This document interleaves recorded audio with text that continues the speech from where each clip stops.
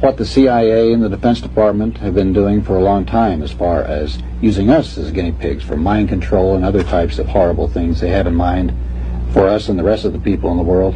What are some of them?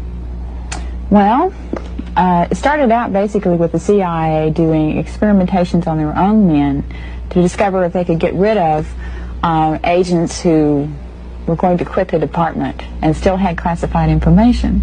So they utilized different types of drugs and pain and hypnosis and electric shock to try and get the guys to forget. Then they also did experimentations to using different chemicals to see if you can induce a person to commit a crime or induce him to do that or to do this. Of course, the CIA claimed that it didn't carry it through. The documentation we got was actually that they did that. Then we came across the overall project called MkUltra. Its earlier code name was Artichoke, and that included 149 sub-projects. 149. Yeah.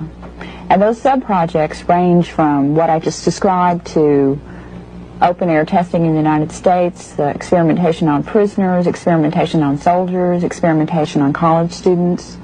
Would these people know they were being experimented on and gave their approval? No, except for the quote-unquote voluntary Army soldiers. Oh, yeah. And the way the voluntary Army program worked is it started in 1959, and the guys were just told that they would be doing experimentation on new weapons, right?